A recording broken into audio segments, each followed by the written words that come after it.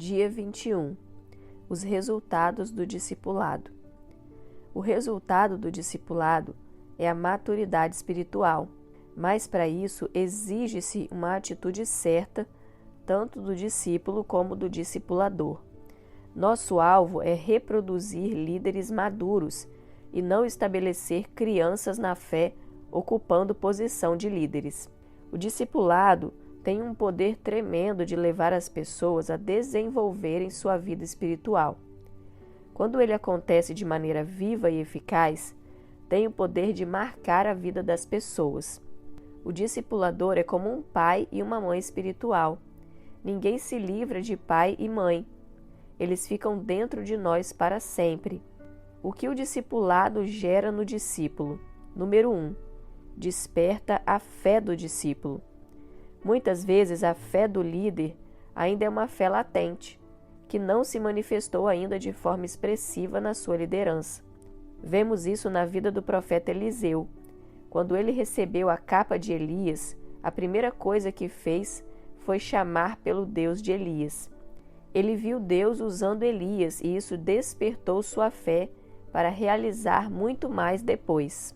Primeiro, Eliseu viu Elias fazendo o milagre. Então, Elias tomou o seu manto, enrolou-o e feriu as águas, as quais se dividiram para os dois lados e passaram ambos em seco. 2 Reis 2:8. Depois ele fez o mesmo. Tomou o manto que Elias lhe deixara cair, feriu as águas e disse: Onde está o Senhor, Deus de Elias? Quando feriu ele as águas, elas se dividiram para um e outro lado, e Eliseu passou. 2 Reis 2:14. Certa vez, um líder de célula nos contou algo interessante que aconteceu na sua célula. Um dia apareceu uma pessoa possessa, e enquanto os irmãos oravam, o endemoniado saiu correndo. Só que na varanda tinha uma célula de crianças se reunindo. Quando o endemoniado passou, uma criança percebeu o que estava acontecendo, se levantou e o repreendeu em nome de Jesus. O endemoniado caiu na hora. Quando os irmãos adultos chegaram, ele já estava liberto. Certamente essa criança conhecia sua autoridade no nome de Jesus, porque ouviu falar e também porque viu outros exercendo-a. Ela apenas fez o mesmo porque creu. Quando a fé do discípulo é ativada, ele vai realizar as mesmas obras daquele que o instruiu. Número 2. Desperta a sede. A sede espiritual não é algo que vem espontaneamente, ela precisa ser despertada. Existe um ditado popular que diz: você não pode forçar um cavalo a beber água, mas você pode despertar sua sede dando-lhe sal para comer. O discipulado tem o poder de despertar a sede do discípulo, quando o discipulador é alguém que se relaciona com Deus de maneira íntima. Esse relacionamento funciona como uma atração. É como olhar alguém comendo algo saboroso, logo você sente vontade de comer o mesmo. Esse tipo de atração é muito explorado pela mídia. Lembro-me de uma propaganda de Guaraná que mostrava uma pizza com queijo bem suculento. O desejo pela pizza era associado imediatamente ao refrigerante. Isso também funciona com as coisas espirituais. Quando vemos alguém adorando ao Senhor com intimidade, desejamos fazer o mesmo. Quando vemos o fluir da vida de Deus na vida dos nossos líderes, queremos também o mesmo fluir na nossa. Por isso, é indiscutível que o testemunho do discipulador é algo que confronta o líder. O discipulador desperta a sede do líder pela presença de Deus, por conhecer mais de Deus, ser usado por Deus, ver milagres, ter mais unção. É a sede que vai levar o discípulo a buscar o Senhor. É interessante observarmos como Jacó tinha uma atração pela primogenitura, mesmo sabendo que ela pertencia a seu irmão Esaú. De onde surgiu esse interesse? De sua mãe Rebeca. Ela recebeu a palavra de Deus que Jacó seria escolhido e não Esaú. Jacó cresceu com essa sede por Deus e isso o levou a alcançar a promessa de Deus na sua vida. É importante que você entenda que Deus só dá aquilo que desejamos. Antes de Deus nos dar uma missão, desperta em nós o desejo por ela. Por exemplo, o desejo de casar, de gerar discípulos, de multiplicar, de pastorear. Número 3. Desperta para uma visão. Quando viajamos para Israel, visitamos muitos lugares interessantes, mas um em especial foi de fato marcante, o Monte Carmelo. Lá de cima se tem uma vista belíssima da terra de Israel.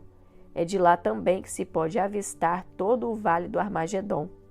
Foi nesse monte que Elias orou 7 vezes com o rosto em terra, enquanto o seu servo olhava no horizonte para checar algum sinal de chuva. Certamente, onde Elias estava não era boa a sua visibilidade. Por essa razão, ele enviava o servo a um lugar mais alto. Aqueles que estão em lugares mais altos têm uma visão mais clara do que aqueles que estão mais baixo. No caso de Elias, ele já via no seu espírito o que Deus ia fazer, só queria uma confirmação. Dependendo da posição em que uma pessoa está, ela consegue enxergar melhor do que outra. Às vezes precisamos de outros para nos mostrar a visão de Deus, que por alguma razão ainda não enxergamos. No discipulado, nem sempre o discípulo entende a visão com clareza. Ele precisa enxergar através dos olhos dos seus líderes. Mas à medida que os seus olhos espirituais estão abertos, começa a enxergar por si mesmo com mais clareza a visão de Deus para ele. O discipulador não tem que despertar para algo novo, mas para a visão que Deus já nos deu como igreja, multiplicar. Número 4. Desperta o seu potencial de liderança. Líderes não nascem prontos, eles se formam através de outros líderes. O discipulado tem o poder de despertar o potencial do discípulo. Embora o discípulo não conheça o potencial que tem, o seu discipulador o enxerga e o traz à existência. O potencial é percebido de 2 maneiras. Primeira, através dos frutos. Segunda, através da maturidade. A verdade é que um leva o outro e ambos são resultados do discipulado. Quando Jesus chamou seus discípulos, eles eram, em sua maioria, pescadores. Eles não tinham nenhuma ambição de influenciar as pessoas da sua época, muito menos em transformar suas vidas. Mas depois que andaram com Jesus, começaram a se ver com os olhos de Deus. Sua perspectiva de vida mudou e cada um deles foi levantado com ousadia para liderar outros. Havia naqueles 12 homens um potencial de liderança que ninguém podia enxergar, mas Deus viu. Deus viu os frutos que eles dariam antes deles mesmos responderem ao chamado de Jesus. Há um potencial de reprodução dentro de cada filho de Deus. Esse potencial é despertado e desenvolvido no discipulado. O potencial é percebido à medida que vêm os frutos, os filhos espirituais que cada discípulo gera. Não existe nada mais poderoso para nos levar a amadurecer do que filhos. Uma pessoa amadurece muito mais depois que tem filhos. Ela é obrigada pelas circunstâncias a esquecer-se de si mesma e pensar no outro. Enquanto ela for o centro, não crescerá. Depois que ela sai do centro e aprende a buscar o melhor para os outros, amadurece rapidamente. Com filhos espirituais acontece da mesma maneira. Por isso, o discipulado tem o poder de despertar o nosso potencial e nos levar a crescer em maturidade espiritual. Lembro-me quando começamos a videira e estabelecemos os primeiros líderes de célula. Certa vez um irmão querido, que hoje é pastor, foi levantado para liderar uma célula. Desesperado, ele procurou o pastor, um dia antes da reunião, para pedir que colocasse outra pessoa como líder. Ele simplesmente quase implorou, dizendo: "Passe de mim esse cálice." Mas o pastor, depois de tentar convencê-lo do seu potencial, sabiamente pediu para ele liderar apenas a primeira reunião. E depois disso, se ele achasse que não daria mesmo, eles procurariam por outro. Esse irmão fez isso. Ele liderou a primeira, a segunda, a terceira e continuou liderando. Ele descobriu o seu potencial de liderança liderando. Hoje ele é pastor de igreja local e é uma bênção. O discipulado não apenas desperta o nosso potencial, mas também nos conduz ao propósito de Deus para nós. Número 5. Desperta para o propósito de Deus na sua vida. Deus tem um propósito para cada um de nós dentro do corpo de Cristo. Pessoas maduras espiritualmente, que nos amam de verdade, têm realmente o poder de nos influenciar. Creio que Deus providencia pessoas assim na vida de seus filhos. Um exemplo disso é Esther. Ela era uma jovem, não sabia o que Deus tinha para ela. Ao ser escolhida para ser rainha, ela pensou apenas nos privilégios que essa posição lhe concederia. Mas Deus já havia colocado um homem com um coração consagrado que a ajudaria a discernir o propósito dele para ela, no tempo certo. Mordecai foi usado para despertar Esther para o propósito de Deus para ela. Porque se de todo te calares agora, de outra parte se levantará para os judeus socorro e livramento, mas tu e a casa de teu pai perecereis. E quem sabe se para conjuntura como esta é que foste elevada a rainha. Esther 4,14. O discipulado é um relacionamento com um propósito, levar pessoas a discernir e cumprir o propósito de Deus. Muitos têm uma palavra de Deus que queima em seus corações por anos, mas não sabem discernir o tempo. Discernir o tempo é um dos grandes segredos para você ser bem-sucedido. Se Davi não discernisse o tempo de Deus, ele poderia ter matado Saul quando teve oportunidade para isso. Se os discípulos não discernissem o tempo, eles poderiam ter perdido o derramar de Deus no Pentecostes. Se Jesus não discernisse o tempo, ele poderia ter perdido o milagre da ressurreição de Lázaro. Discernir o tempo faz parte do sucesso da liderança. Muitos têm perdido os frutos porque não discernem o tempo e não se submetem àqueles que poderiam discernir por eles. O que o discipulado gera no discipulador. À medida que você investe na vida de outras pessoas, você também cresce. Os filhos nos desafiam a crescer e a tomar atitudes de adultos na fé. É nessa hora que você decide. Ou você responde a Deus e cresce, ou continua imaturo e sem frutos. A verdade é que a maturidade espiritual é perceptível na vida de todos os que estão comprometidos no relacionamento de discipulado. Essa maturidade é percebida na vida do discipulador de 5 maneiras distintas. Número 1. Gera realidade de vida. Enquanto você não tem filhos, vive como quer. Não tem que prestar contas a ninguém. Depois que os tem, sua realidade é checada nos filhos. Como? Se você é alguém responsável, se cuida direito deles, se os alimenta, se os educa ou não. Os filhos espirituais geram em nós realidade de vida, porque nos forçam a crescer. Se você não tem realidade em Deus, você é obrigado a buscar. Lembro-me quando tivemos nossa primeira filha. Os 3 primeiros meses pareciam uma eternidade. Eu pensei que nunca mais iria dormir na minha vida.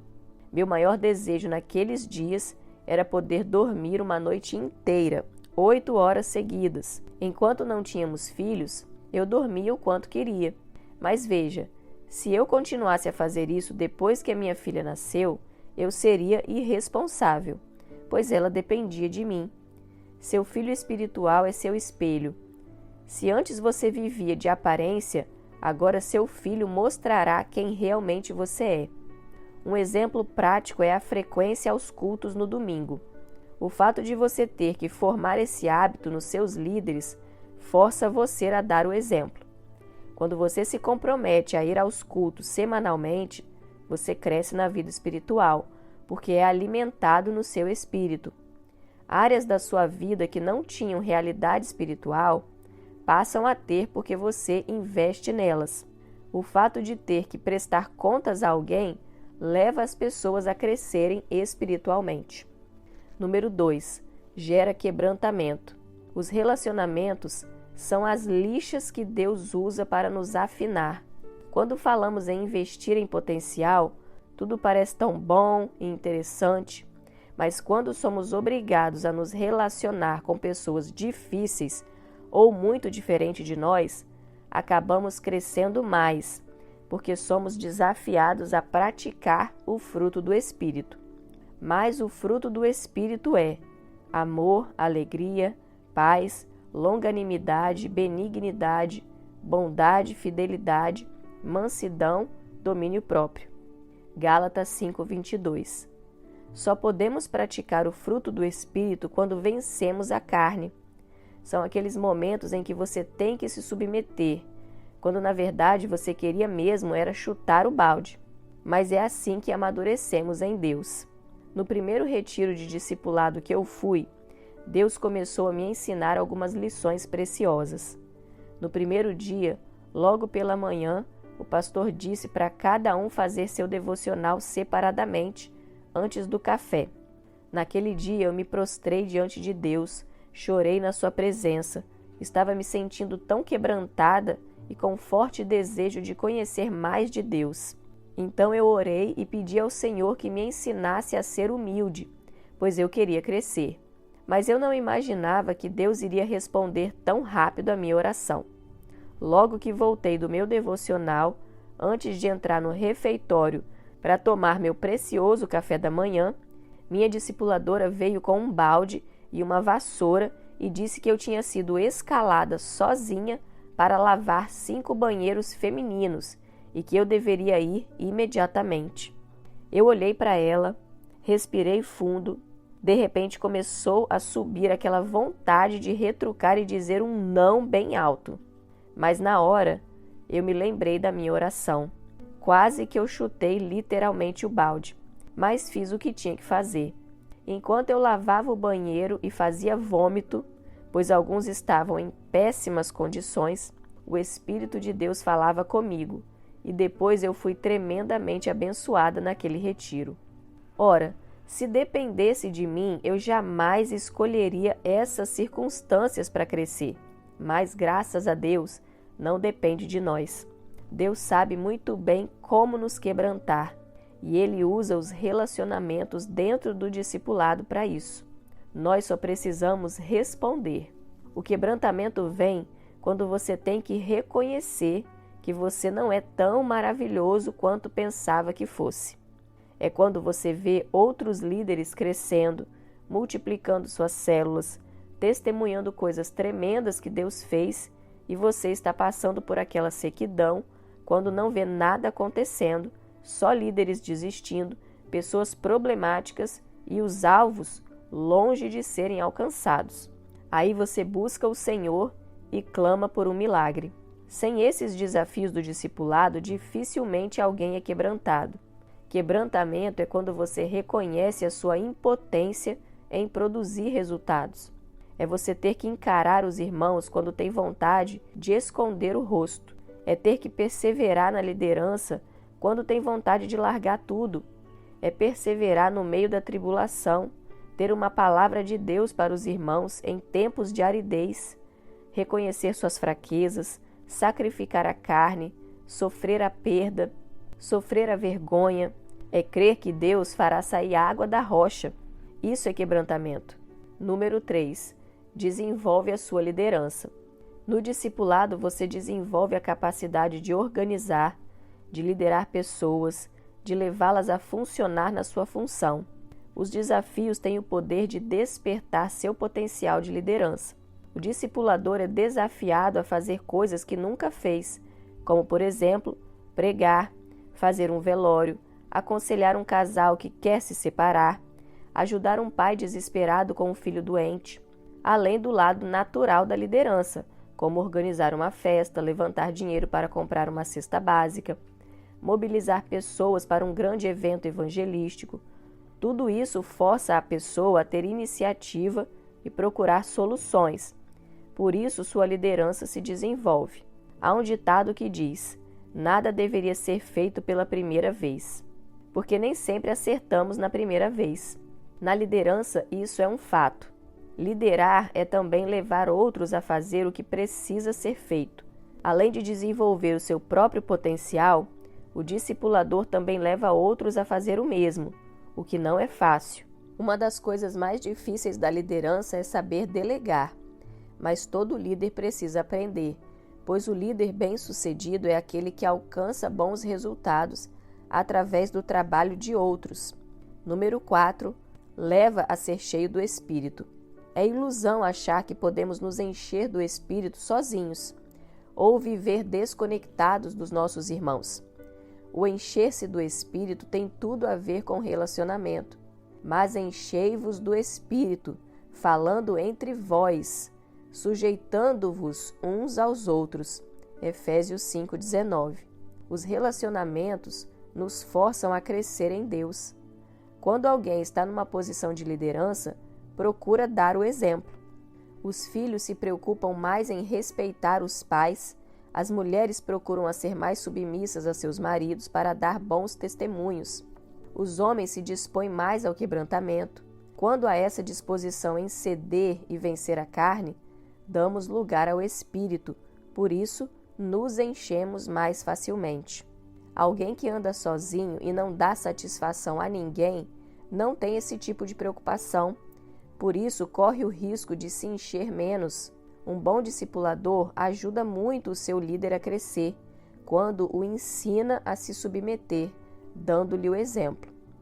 Quando seus discípulos crescem, a sua liderança cresce também, pois o crescimento do discipulador é percebido na vida dos seus discípulos.